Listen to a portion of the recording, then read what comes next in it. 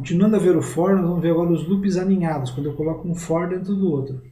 Isso é muito comum quando eu vou trabalhar com uma lista dentro de uma lista, por exemplo, representando linhas e colunas ou alguma coisa nesse sentido. Então, nesse caso aqui, eu vou ter um primeiro for que executa duas vezes, então ele vai executar duas vezes esse for, e o for mais interno vai executar 5 vezes. O primeiro for ele usa a variável i como variável de controle, e o segundo for usa a variável a. E esse a eu estou dando print aqui. Depois que ele executa esse for mais interno, a cada vez ele vai dar um print nesse texto aqui, nesses tracinhos. E depois, ao final, quando ele executou isso aqui, tudo ele dá um fim, né? Um print fim. Então vamos ver como é que isso aqui funciona. Olha só, ele executou e mostrou o 0, 1, 2, 3, 4, que é os valores de A. Daí ele voltou para lá, o I mudou de valor e ele executou de novo, o A recebeu de novo os mesmos valores, a cada vez ele mostrou os tracinhos e ao final mostrou o fim. Se eu não quiser mostrar um embaixo do outro, eu posso fazer aquilo que eu já tinha mostrado antes aqui. Ó. Fazer um end igual a espaço, por exemplo, e daí vai aparecer, vai aparecer assim, ó, um do lado do outro, né, para a gente entender que ele executou a primeira vez aqui mais interno, voltou, executou a segunda vez, e quando acabou esse cara, ele voltou para cá, não tinha mais, ele saiu e executou o fim, ok?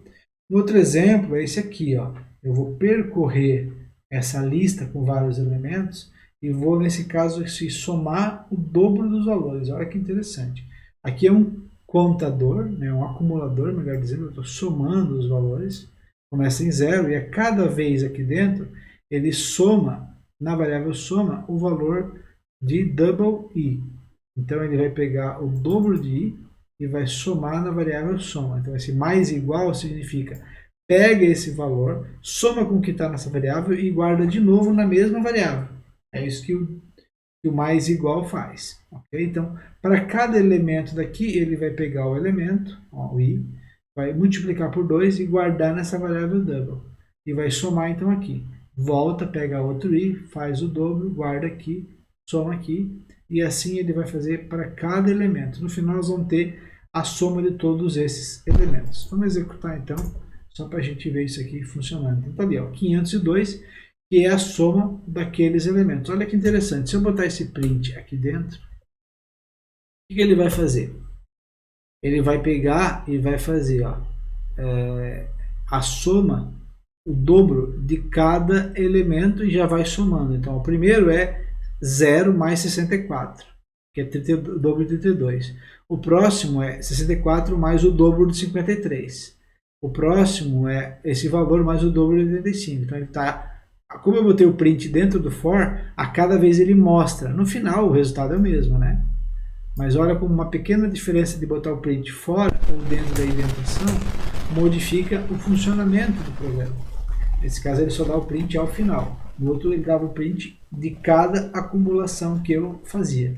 Ok? Então, vejam como 4 espaços em branco, né? Uma indentação, faz diferença no nosso código. Ok? Aqui eu tenho aquilo que eu tinha falado antes, uma lista de listas. Então eu tenho uma lista, vou chamar aqui de sublista. Para cada sublista na lista, mostre a sublista. Acho que faz mais sentido, né? Então, ó, quando eu executo, ele mostra cada uma das sublistas. Ele mostra a lista 1, 2, 3, a lista 10, 15, 14 e depois a lista 10.1, 8.7 e 2.3. Se eu quisesse acessar cada elemento, eu poderia fazer um outro for aqui dentro. Então, for item, ou valor, né? Elemento, vamos botar aqui. Cada vez eu boto um nome diferente. For elemento in sublista, print o elemento. Nesse caso eu desempacotei aqui completamente, né? Eu peguei o elemento e eu dei um print em cada um. Quer dizer, tentei dar, né? Falta 2 pontos. Então tá ali, ó, cada elemento, ó, 1, 2, 3, 10, 15, 14. Se eu quiser mostrar um do lado do outro, opa, se eu quiser mostrar um do lado do outro, eu boto aqui aquele end igual a aspas. Aí ele vai mostrar... Opa, 2 pontos. É ao vivo, né? Mostra um do lado do outro. Ah, professor, se eu quisesse mostrar no formato de uma matriz mesmo, né? Cada linha dessa, cada item desse numa linha. Então, esse numa linha, esse numa linha, esse numa linha. Então, você, ao final de cada for aqui, você pode dar um print de nada. Aqui, ó. De nada não, de barra N, né? Pular uma linha. E aí, olha que legal. Ele fez cada print e ao final ele pulou uma linha. Aqui talvez dê para botar só um print em branco, talvez um print assim, ó, já é o suficiente. Print em branco e aí ele já pula uma linha. Então o que ele faz? Ele, para cada lista, né, ele pega a sua sublista e para cada uma ele executa e pega cada elemento na sublista. Aí para cada elemento ele mostra o elemento e dá um espaço na mesma linha. Quando acaba aquela lista, ele mostra nada e ele pula a linha, vai e pega a próxima sublista, pega cada elemento, mostra do lado e assim sucessivamente. Então aqui ele construiu. Aqui, é claro, eu poderia colocar umas brincadeirinhas aqui, talvez colocar um barra T. Aqui agora é embelezamento, né? Olha que bonitinho para a gente deixar ele mais organizadinho. Eu tenho outros elementos de formatação que eu posso usar no print para deixar ele mais organizado, alinhar no ponto, enfim, dá para fazer um monte de brincadeira legal aí, arrumar as casas depois da vírgula, dá para fazer um monte de brincadeira legal, mas não é o foco que a gente tem agora, mas agora tem uma tabela com mais cara de tabela aí, ó, né? Já é um negócio mais organizado, ok?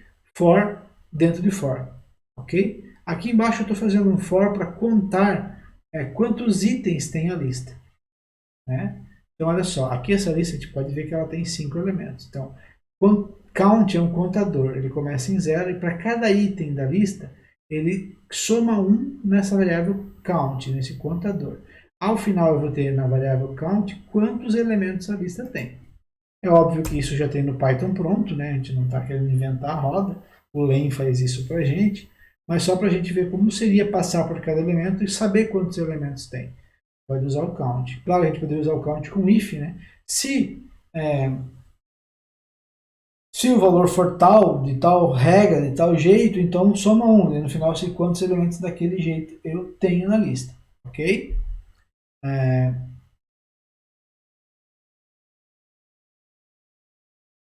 Aqui eu estou fazendo uma função que pega a primeira linha, guarda o primeiro elemento da primeira linha numa variável, e daí ele cria um contador igual a 0. E para cada coluna na primeira linha, ele soma 1 para contar quantos elementos tem. Né? Então, nesse caso, ele viu que tem 3 elementos. Eu não entendi porque que ele fez essa variável aqui.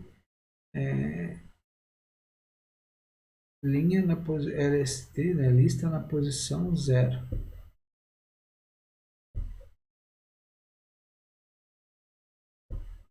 Ele pegou só essa primeira linha para ver quantos elementos tem nesse cara aqui. Não tem grande utilidade, mas é isso. Ele pegou, guardou a primeira linha. Então, para cada coluna na primeira linha, ele não iterou pelos outros dois, só iterou na primeira linha aqui, ó, né? Só pegou as colunas desse primeiro elemento. Para cada coluna, se eu aumentar aqui, por exemplo, ó, botar mais um elemento, né? Mas se eu botar nos outros, isso não modifica. Ok? Só para a gente entender aqui. Ó. Ele está contando quantos elementos tem esse primeiro carinha aqui, ó, porque ele pegou LST na posição 0, jogou nessa variável, primeira linha, e para cada coluna em primeira linha, conte quantas vezes você passou aqui dentro. Então, se eu executar não faz nada, mas se eu vier aqui e botar mais um elemento, é essa primeira coluna que ele está contando. Beleza? Aqui eu estou fazendo uma função para verificar se existe um determinado elemento numa lista. Ele vai verificar se existe o número 11 nessa lista, o que ele faz? Para cada item na lista C, se o item for 11, né, o valor do item for 11, ele mostra que encontrou. Então, olha só. Eu executo, ele falou que encontrou. Ele não falou em que momento, né? Ele encontrou, mas ele encontrou. Se não tivesse o 11, se eu botasse, por exemplo, aqui 13, ele não vai fazer nada. Nesse caso, ele não mostra nada. Okay? Eu poderia mostrar qual é a posição que está, eu poderia mostrar quantas vezes aparece o 11, mas nesse caso é bem simples. É só ver se tem. Ah, tem? Então tá bom. Né? E aqui embaixo eu tenho exemplos de for que percorrem dicionários. Lembra, o dicionário tem chave e valor separados por 2 pontos e cada elemento separado por vírgula. Ok? Então, nesse caso eu tenho a chave K1, K2 e K3 e valores Python, R e escala. Então, esse é um dicionário, dá para ver aqui ó, pela chave. Né? Então, para cada item no dicionário, mostre o item. Então, ele vai mostrar o quê? O valor do item é Python, R e escala. Então, ele vai mostrar os valores que eu tenho ali em cada um deles. Ok? Então, é assim que funciona um dicionário. Ele vai mostrar os itens, né, os valores, né, que tem ali. Se eu quisesse mostrar as chaves, eu tenho como fazer isso. Se eu quiser mostrar também itens e chaves, eu também posso mostrar. A gente já vai dar uma olhada nisso. Só deixa eu mostrar antes aqui o enumerate. Também é bem útil, né? Então, ó, eu tenho uma lista chamada Eduardo, João e Pedro. E eu faço para cada I, que é o índice, e item, é uma tupla aqui, ó, duas variáveis, em enumerate de lista, né, da lista enumerada, mostre o I, quer dizer, a posição e o valor. Então, como é que é isso aqui? Na primeira vez ele joga 0 aqui, e lista na posição 0 é Eduardo, ele joga em item Eduardo, ele mostra 0 e Eduardo. Na próxima vez ele joga 1 aqui, e joga João aqui, e dele mostra. Da próxima ele joga 2 em I e Pedro em item, e daí ele mostra 2 e Pedro. Então, qual é a vantagem, né? Quando eu uso o enumerate? Quando eu preciso da posição. Por exemplo, aquele primeiro exemplo aqui de encontrar, eu poderia fazer um enumerate e dizer, olha, encontrei o número 11 na posição 0, 1, 2, 3. Encontrei o 11 na posição 3. Então, eu posso fazer isso usando o enumerate, ele facilita bastante a vida da gente. Tá? Vai ter alguns exercícios que vão precisar do enumerate, então é bom a gente saber. E por fim, eu tenho aqui ó, eu percorrendo um dicionário, né, dict.items, ele vai trazer, então para cada K e V, chave e valor, ele vai mostrar a chave e valor. Por quê? Items devolve para mim a chave e o valor numa tupla. E aí então eu posso jogar K em K a chave e em V o valor. Eu estou usando aqui o mesmo dicionário que estava aqui em cima, K1 Python, K2 R, K3 escala, e eu vou então mostrar os valores, ok? Se eu não quisesse, se eu quisesse só a chave, eu poderia mostrar só a chave, né? Desprezar aí o valor. Ou se eu quisesse mostrar só o valor e desprezar a chave, tá ali. Nesse caso eu quero mostrar os dois, então tá aí. Então vejam, o for foi usado para percorrer dicionário, para percorrer string, tupla e lista. E ainda pode ser usado para percorrer arquivos e outras sequências que a gente tem aí. Ok? Então, vimos aí o for.